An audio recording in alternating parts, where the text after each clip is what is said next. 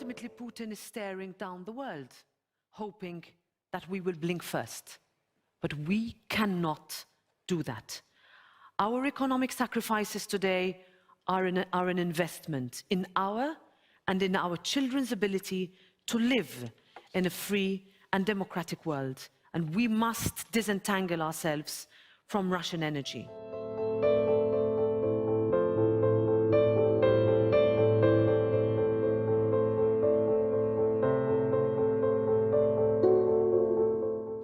We also need to be prepared to support Ukraine beyond emergency help. Supporting Ukraine is also about investing in its reconstruction and in the reinforcement of its institutions.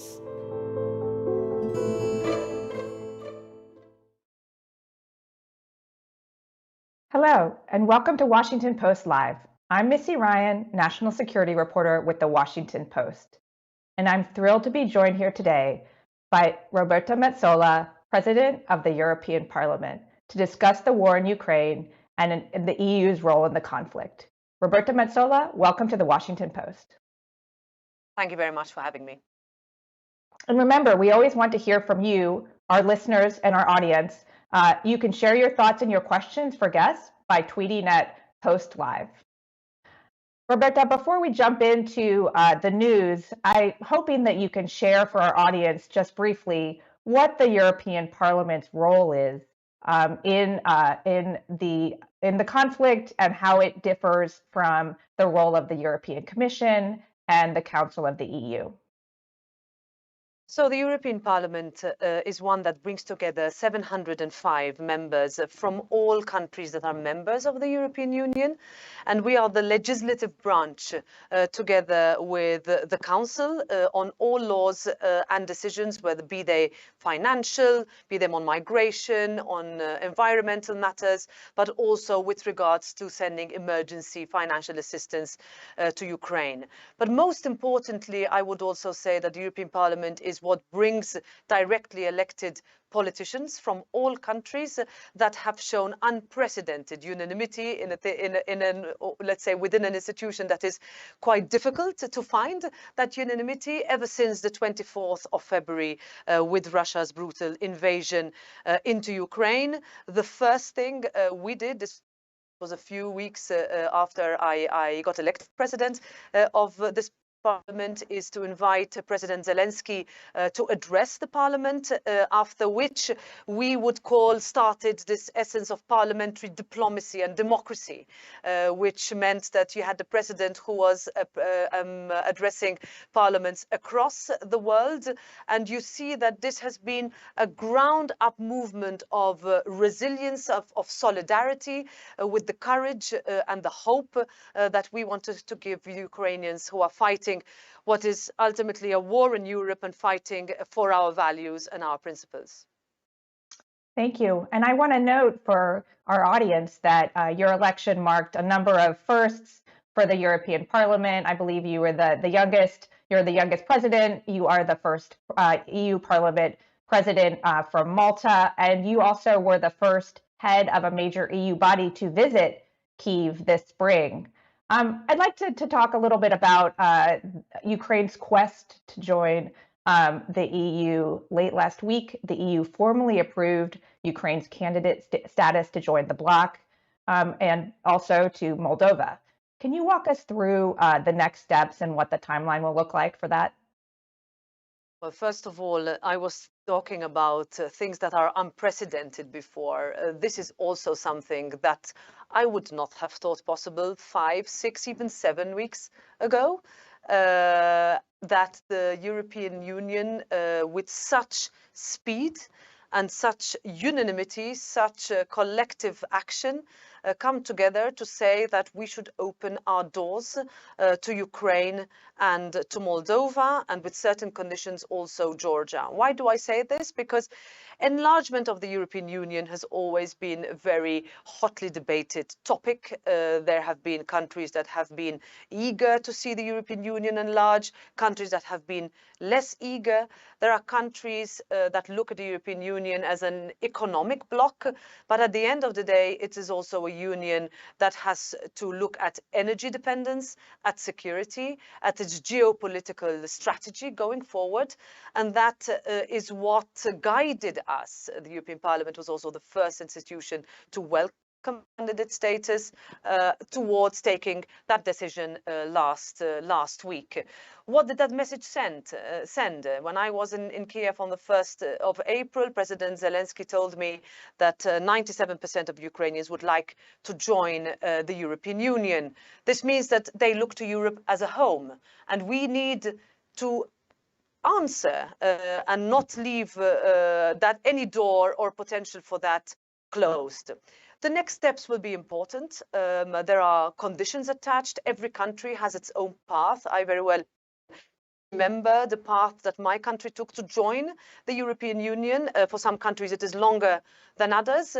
But this message from last week, with the next steps of integrating Ukraine more into our legislative framework, into our economic and digital framework, for example, allowing Ukraine to be connected, of course, continuing Ukraine to be connected to the EU's electricity market, opening up all programs to young Ukrainians who want to live, move, study abroad, research, reconstruction, as I have been talking about, which is something that has to be at the very top of our priorities, because we are seeing and responding to desperate pleas for help by Ukrainians in their ask to help reconstruct their villages and towns that have been razed to the ground by Russia.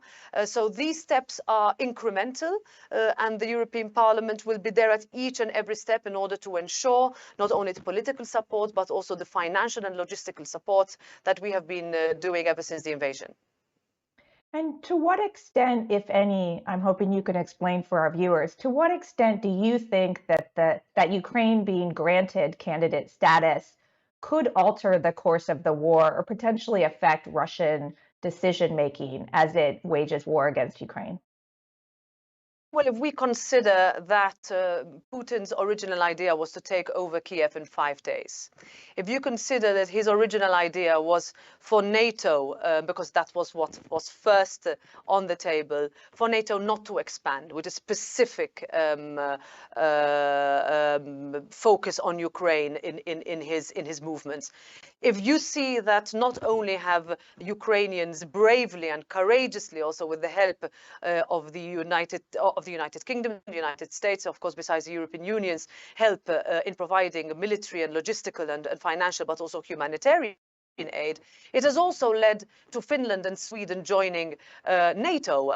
A decision that was taken today, also with the speed that would have otherwise been unprecedented. So what we say in the European Parliament and what we've been saying is that there is a world that is pre-24th of February 2022 and the world that is post-24th of February 2022. The world will never be the same again, and definitely Europe will not be the same again. Mine is a generation that does not know war in Europe, that has not known war in Europe, but we are now facing it. The next few months will be very, very challenging, but the public opinion and support for a common and united response against the invasion has meant that we have been so united and strong in adopting sanctions and in making sure that these sanctions are felt by Putin and his regime. This was the most important decision that we needed to take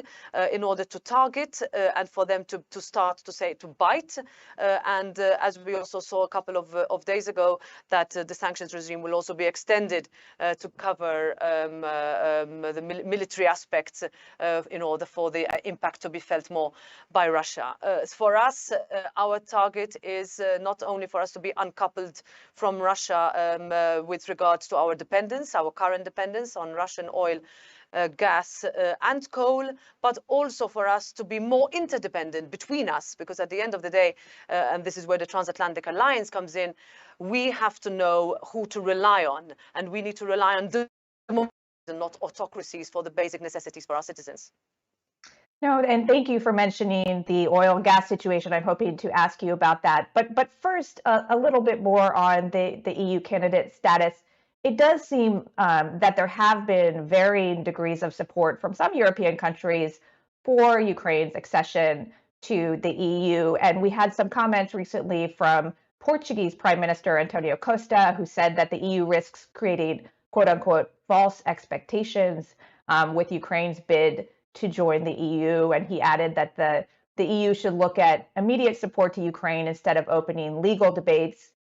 Do you think that Ukraine can realistically meet the stringent criteria that the EU sets forth in a time frame that will make a difference here?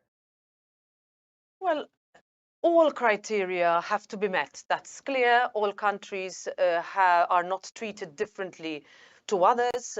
Every country has its own path to accession. There are different levels that can be met or overcome between the time when you are accepted as a candidate country to the date that you become a full member of the European Union.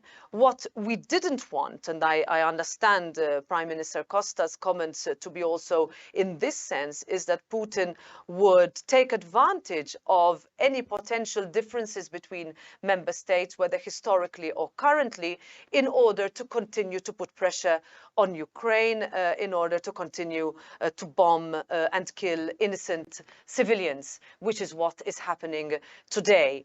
The response that we gave last week was clear and it was historic and it was unanimous. I was around the table when those discussions were taking place, and it is those discussions that will guide us moving forward. Rather than speculating on the time frame, I would more comment on the speed with which Ukraine responded to all the questions posed by the European Commission and also the other institutions, the speed with which laws can be integrated. And now we have to also focus, first of all, on Ukraine winning the war and also on making sure that the further integration that is needed happens without legal, let's say, or political obstacles once the legal and technical arrangements have been made and found. We're speaking right after leaders of the G7 bloc of nations met in Germany to discuss the war in Ukraine and other issues. And President Zelensky reportedly told the G7 leaders that he wants the war to be concluded by the end of 2022. I'd love to hear your reaction on that comment. And also, there has been a pretty active debate, at least here in the United States, about what the United States and its European allies' position should be in encouraging potentially any concessions by Kyiv in potential negotiations with Russia. Do you believe that Ukraine should really attempt to push back to the pre-2014 borders of Ukrainian control, or do you believe that a more realistic scenario would be looking at the pre-February 24th situation? Well, I think what we should not forget is that this was an unprovoked invasion, a country's territorial sovereignty being not only threatened, but trampled on. An autocracy that has decided to, in its own words, liberate parts of an independent, democratic other country. This is the context, because sometimes we tend to forget it. And if we forget it, just as Putin did not stop in 2018 and 8, he did not stop in 2015, he will definitely not be stopping now. So my answer to that would be that rather talk about concessions. The war will end when Ukraine says that the war has ended. I understand the debates. I understand that we should do everything that we can for the war to end, but not at any price, because freedom and democracy are priceless. And this is what we need to keep in mind. Ukrainians are not only fighting for their land, but they're fighting for the very essence of what the European Union and democratically sovereign countries stand for. Freedom, democracy, justice that come with peace. And with that, if we try to give the indication that we can somehow create concessions for Ukraine, then we would not be respecting Ukrainians, the fundamental right of self-determination. And this is something that any country's leader would tell you in defending his or her own country. I'd like to ask you a question that we got from one of our viewers ahead of today's discussion. And this person's name is Fitzgerald Yaw from the South American country of Guyana, who asks, how can the EU help open the port of Odessa, which, as we know, is so crucial for Ukrainian commerce and global food exports? Well, this is an excellent question, and it's a debate that is being held both with Ukraine, but also internationally within the context of the United Nations and countries that are in the neighborhood that could help unblock the current impossibility of food and all supplies that are currently stuck Ukrainian ports. This is a huge ripple effect of this war, of Russia's invasion, that is putting millions and millions of people on this planet at the risk of hunger, starvation, and famine. This is not something that can be taken lightly. Time is running out. There are countries that have less than a month's supply for basic supplies, such as grains and cereal. We're already seeing huge shortages of sunflower oil, for example. We have seen also the impossibility of fertilizer being delivered to countries that are desperately in need of that to grow their own products. So the European Union is very much involved in trying to negotiate the so-called blue corridors, maritime corridors, but if in default of that, also land corridors in order for transport to be made available through other ports in the European Union that would then be able to ship the supplies to the countries that need them most. But make no mistake, this unilateral, brutal invasion has also the consequence of causing global effects of disproportionate impact in terms of individuals around this planet that will be hit directly. And that is something that we should say, and we need to hold the perpetrators in this regard to account. I think we have time for one more question, and I actually want to build on what you were just talking about regarding the exploration of alternative means to export food from Ukraine. As you mentioned, there's this growing food crisis caused in part by the war in Ukraine, but also by a cumulative effect of conflict and climate change. I actually was in Berlin on Friday with Secretary of State Antony Blinken, who co-chaired a food security summit with the German and Italian foreign ministers. And there was a pledge that European countries and the countries that do have the resources to help, we're going to look at ways to do more. But at the same time, there was some criticism after the G7 from aid organizations, including Oxfam, that the commitments really were not strong enough, large enough to countries like Egypt, like Yemen, like Somalia, that are facing crises, Ethiopia right now. I would just love your response to that. Do you think that European countries are reaching into their pockets deep enough, given the immediacy of these needs? I would add Afghanistan to that list as a country that is currently under huge pressure and with a severely deteriorating situation for women and girls particularly. But I sense that reaction and I understand it. What we can't have is for countries to look away at those countries that are on the front line and will be the ones who are going to be hit hardest in the next few weeks and months and especially in this year.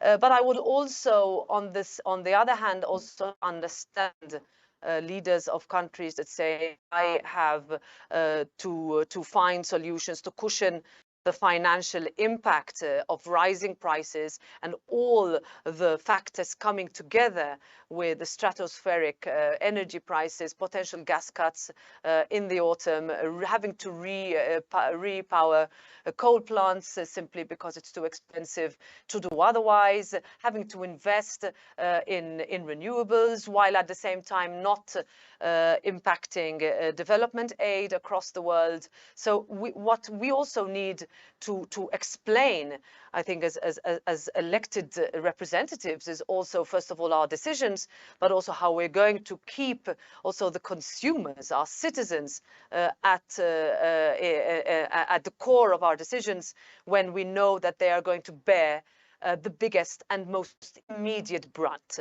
So there is a discussion that is going on as to how in the European Union that brunt can be mitigated, what would be the immediate and medium term measures in terms of looking at what will probably be a very difficult winter, but absolutely for all organizations and for those who have worked in the development field, all commitments need to be not only kept up, but the challenges that are going to be felt around the world are multiplied this year, and we cannot leave that out of all our argumentation and decisions. Well, I have a long list of questions that I would have liked to have asked you, and I'm sure we could go on for quite some time, but unfortunately we are out of time and we're going to have to leave it here. EU Parliament President Roberta Metsola, thank you so much for joining Washington Post Live. Thank you for inviting me. And thanks to all of you for joining us here at Washington Post Live. Remember, you can find out about our upcoming programs by going to WashingtonPostLive.com to register. And thanks again. Have a great day.